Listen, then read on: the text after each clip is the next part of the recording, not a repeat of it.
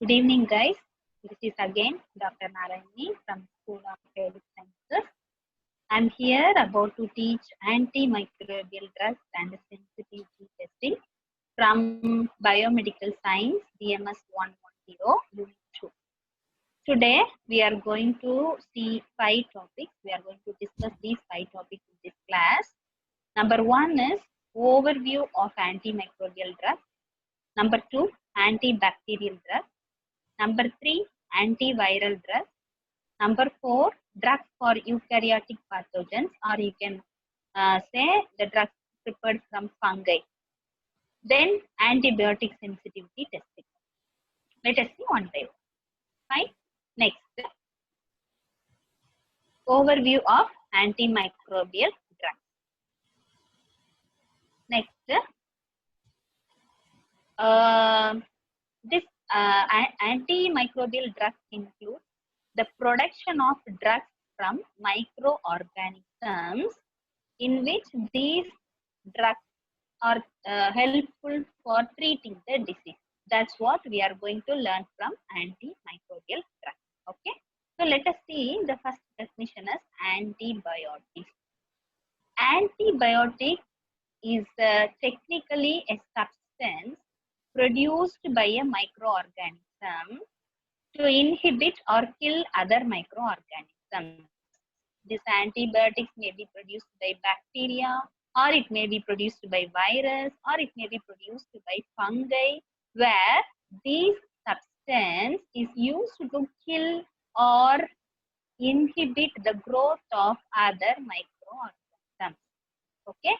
Example, first antibiotic discovered was penicillium, which is discovered from Penicillium chrysogenum. That kills gram-positive bacteria. You know the types of bacteria. The types of bacteria includes gram-positive, gram-negative.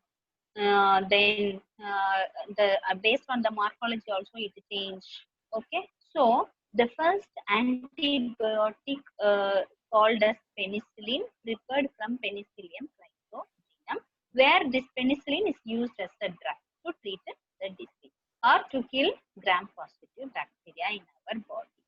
When used therapeutically, that means in medicine, antibiotics are used as antimicrobial drugs. Okay. Next, is it these antibiotics harm the host? If this antibiotic was prepared from bacteria, useful bacteria, it will not harm the host. Okay, let us see. For an antibiotic to be an effective drug, it must cause significantly greater harm to the pathogen than to the host being treated. For example, we are taking antibiotic to our body. This antibiotic should target the pathogen which caused disease, but it should not harm the human being, right? But nowadays, we are, what amount of antibiotic is increased means it may cause some side effects to the host. So the measurement and the amount, the particular volume of antibiotics which is going to intake by the host should be very clear. Okay, so this refers the targeting of features of the pathogen that differ from the host cells. What they are coming to say means this antibiotic, when it go and harm the pathogen, it may directly kill the bacteria or pathogen, or it may kill, affect the growth of cell wall or the parts of the cell, so that it targets the specific parts of the pathogen and kill the bacteria. Okay. Instead, it does not affect the host. That's what very important. Okay, fine. Bacteria have several such targets, such as the cell wall and ribosomes. Okay, spectrum of antimicrobial drugs. That's what I said. The amount of antibiotic which is going to intake is very clear, because without knowing the amount, there may be possibilities of causing side effects in the host. That's why the spectrum of antimicrobial drug is very important. You see, if you go to the hospital because of any diseases, for children, they will give 200 mg antibiotic tablets. For adults, they will give 500 to 600 mg antibiotic tablet. That's what the calculation of antibiotic which is to be intake by the human being. The range of pathogens targeted by a specific antibiotic is referred to as spectrum, which can be broad or narrow. That means there are two types of spectrum of antimicrobial drugs. One is broad spectrum antibiotic, usually refers to drugs effective against more than one general category of pathogens. For example, particular antibiotic may be active against gram-positive and gram-negative bacteria. Narrow spectrum antibiotic means usually refers to the drug that is effective against only one category of pathogen. For example, gram-positive bacteria or mycobacteria is a special type of bacteria. It is very difficult to kill. You know, Mycobacterium tuberculosis. It is caused. It causes TB. That bacteria is very difficult to kill. It takes time to kill that bacteria. Okay. So there are two spectrum of antimicrobial drugs. One is broad spectrum antibiotics. Next one is narrow spectrum antibiotics. Next, from the picture, you can observe clearly what is broad and what is narrow. You see vancomycin in the tabulation. It kills only gram-positive bacteria. So it is called as narrow spectrum. You see tetracycline, it kills gram-negative bacteria, gram-positive bacteria, Chlamydia and Rickettsia. So it kills more than one bacteria. So this is the spectrum of activity by antimicrobial drugs. Next, antimicrobial drug resistance. How it shows resistance. The introduction of an antibiotic into the microbial environment is a selective factor that over time can select for resistant pathogens. It takes time to resist the pathogens. Okay. The main ways to minimize this problem were administer should take the antibiotic at the prescribed dose. That's what I already said. Specific amount to what the doctor prescribed.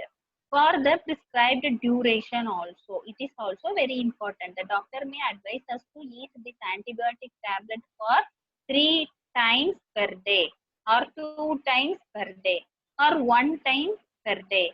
If you go beyond the prescription duration, then if you, for example, if you are taking more than the prescribed duration, and this antibiotic may cause side effects in our body. Okay, so premature stoppage allows the more resistant pathogens to survive. If the doctor is prescribing to take antibiotic tablet for 3 times per day, but you didn't follow the prescribed duration, you are eating only 1 time per day, then what happens? The bacteria become resistant to this antimicrobial drug, so that the disease cannot be cured. So the prescribed dose and the prescribed duration should be followed by the administer properly. Next, use antibiotics in combination. Okay. How is resistance obtained? This resistance to an antibiotic is generally obtained by this process like transformation, conjugation, translation, that is multiplication of the microorganisms.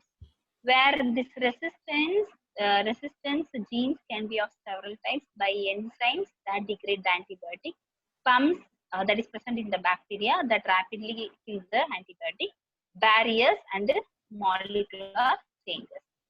So because of these substance present in the bacteria or pathogen, it resists the antimicrobial drug or antibiotic. So the administrator should be very careful to take the prescribed dose and prescribed duration of taking the antibiotic. Fine. Next, we are going to introduce antibacterial drugs. So we have seen the introduction of antimicrobial drugs. What we have studied, what is meant by antibiotic, then is it harmful to the host, then what the targeting sites, and how it is showing resistance to the antimicrobial drugs. And also we have studied the spectrum of activity by antimicrobial drugs. Okay. Now we are entering into the specific topic, that is antibacterial drugs, how it works. Antibacterial means antibiotic used to kill the bacteria. Okay. Next, this antibacterial drug targets in different ways. Number one, it targets the bacterial cell wall. Cell wall consists of peptidoglycan as an outer membrane, so it targets the peptidoglycan layer. Then it may target the protein synthesis, like prokaryotic ribosomes differ from those of eukaryotes. So this bacteria consists of 70S ribosomes. It may target the protein synthesis, then plasma membrane, then nucleic acid synthesis and metabolic synthesis. So antibacterial drugs targets 5 places. One is cell wall, another one is protein synthesis, another one is plasma membrane, next one is nucleic acid synthesis, and the last one is metabolic synthesis. Right? Next, you can see, you can explain these 5 things using a picture. You see, the DNA of the bacteria is present inside the host. DNA getting multiplicated by replication process. So when we eat drug, this antibacterial drug go and inhibit the replication process. That's why the multiplication of the bacteria, pathogen stops. Number 1. Number 2, you can see inhibition of cell wall synthesis. Then number 3, you can see inhibition of protein synthesis. DNA converts to RNA, RNA converts to protein. So in between, when RNA gets converted into protein, that process is called as translation. This antibacterial drug go and target the translation process, so that protein production stops. So the pathogen getting inhibited. Then fourth, go and affect the plasma membrane. Then it inhibits the synthesis of metabolic products like enzymatic activity. So the pictorial of antibacterial drugs to the pathogen. Fine. Next, here I have noted some drugs which is used to target the 5 things we have discussed in the last. What all are the 5 things? One is it inhibits cell wall. Penicillin and its derivatives were used to target the cell wall. Over 50 related compounds of penicillin and its derivatives were available. Some are natural and some are artificially prepared. Okay. Next, so number 1, penicillin and its derivatives. You see the effect of penicillin. You can see, observe this picture clearly. This is a rod-shaped bacterium which this is present in our body, patient body. So the patient was given with penicillin. Before giving penicillin, the bacteria shows rod-shaped. Then after, what happened? It go and affect the cell wall, so that the cell wall gets ruptured. So bacteria starts to die. So this is what the effect of penicillin is clearly explained in this picture. Penetrates cells and interferes with the peptidoglycan synthesis. Without an intact peptidoglycan layer, bacterial cells are prone to lysis by. Fine. Next, so the drugs which is targeting the cell wall is mainly penicillin, and the other drugs includes cephalosporin and its derivatives, then vancomycin and bacitracin. So these 3 drugs were used to target the bacterial cell wall or pathogen cell wall. Fine. Next, so the first target is over. Now we are entering into the second target.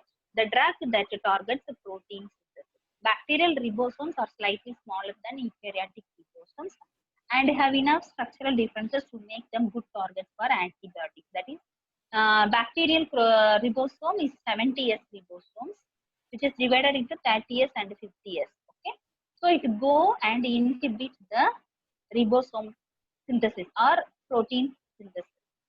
Some drug which target protein synthesis is tetracycline, then chloramphenicol, then aminoglycoside. You want to study this exam with drugs, okay? Because this is very important. Next, third target we are studying. That is, drugs that targets nucleic acid synthesis. Example is rifamycin that inhibit bacterial transcription, penetrates host cell wall, effective against intracellular bacteria such as mycobacteria. Then quinolins inhibit the bacterial DNA, that is DNA replication. Okay, and these two drugs were used to target or inhibit nucleic acid synthesis in pathogen. Next, drugs that target plasma membrane, that is polymyxin B, which disrupts plasma membrane, outer membrane, especially effective against gram-negative bacteria. And usually, this is present in topical ointment, which is used to give internally. Next, metabolic inhibitors. Sulfonamides inhibit folic acid synthesis from para-aminobenzoic acid. That is, it go and affect the metabolic activities like enzyme activity or metabolic products. Okay, so here we have discussed antibacterial drugs, which is targeting 5 things of the pathogen. One is targeting cell wall. Second one is targeting the outer membrane, plasma membrane. Then targeting nucleic acid synthesis. Then targeting protein synthesis. Then metabolic inhibitors. So it is targeting 5 things of the pathogen. Next, we are entering into anti-mycobacterial drugs. Because I already told that mycobacteria is a difficult bacteria to kill. So you can see here, mycobacteria are difficult targets due to their unique acid-fast outer membrane containing mycolic acid that is difficult to kill this bacteria. It may take time up to 6 months to 1 year period to kill this bacteria and its activity. Okay, the most effective antibiotics for mycobacterial infections are rifamycins that penetrate outer membrane and inhibit transcription of the pathogen.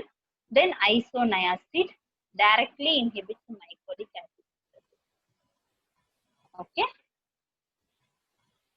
Then third one is antiviral drug.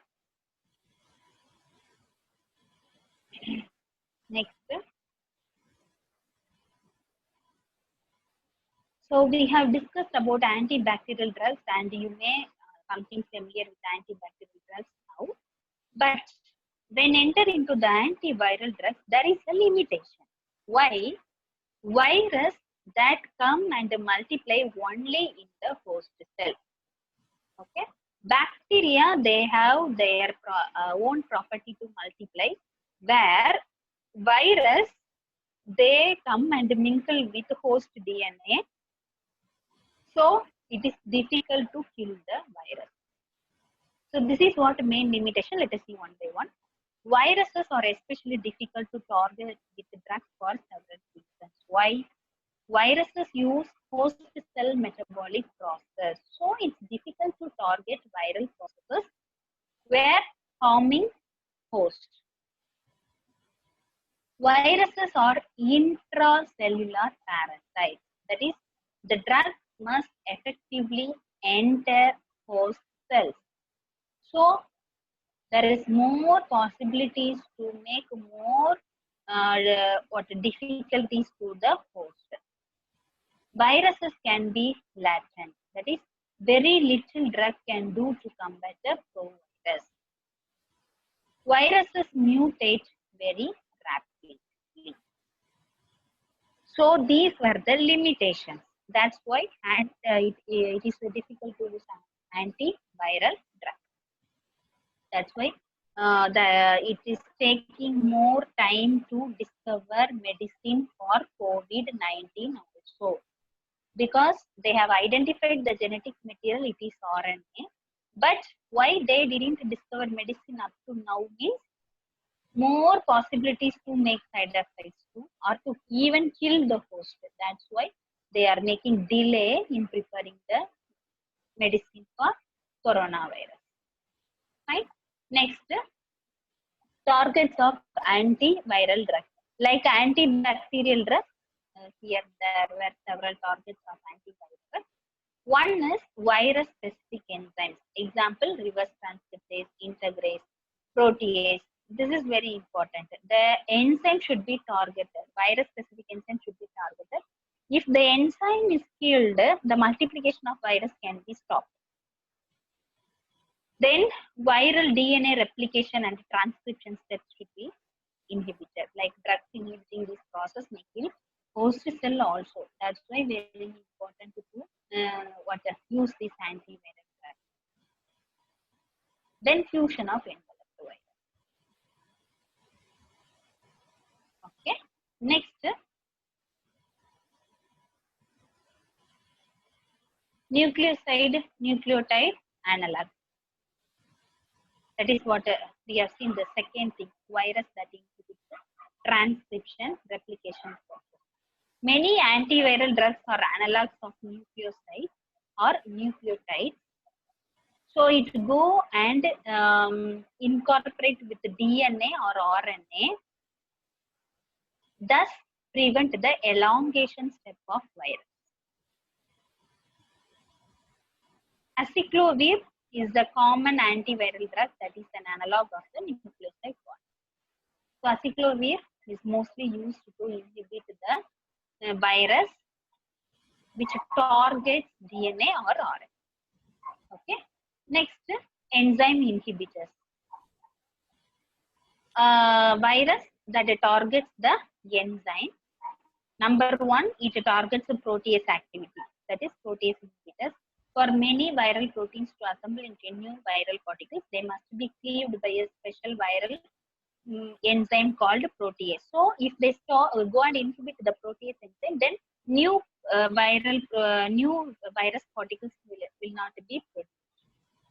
Okay. So, protease inhibitors therefore can prevent viral maturation.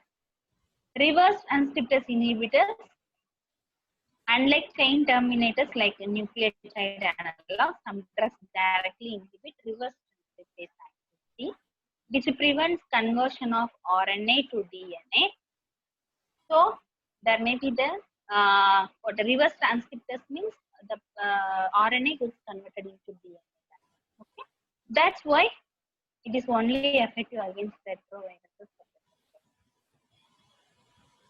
Next, so hereby we are ending antiviral drugs. So we have seen what all are the targets of the antivirals. Okay.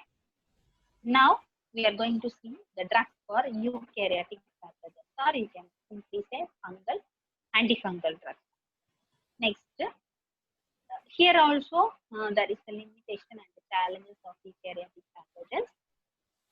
Unlike bacteria, eukaryotic pathogens have less features that differ from host cells and thus less targets to work with, like ribosomes and other metabolic processes that are basically the same as human beings. You know, human beings also comes under eukaryotes. So the process is more or less same. So what happens when we give the medicine for eukaryotes, like fungi, it come and affect the futures of the host cells also. For this reason, there are fewer drugs to turn in order to treat eukaryotic infections. However, there are some unique features with which to target many eukaryotic pathogens. Many drugs were available. even though that's okay. Next, targets of antifungal drugs. Fungal cells differ from animal cells like ours in the following ways. So, something different from animals and human beings. So, the drug is targeting the unique features of fungal cells. Okay. So, number one, target of cell walls, which is made up of chitin, targeted by the echinocandin class of drugs. Then fungal membranes have ergosterol, which is opposed to cholesterol. So for this, you can give choline, a class of drugs that are somewhat toxic. Then azoles, a class of drugs used typically in many creams, amongst the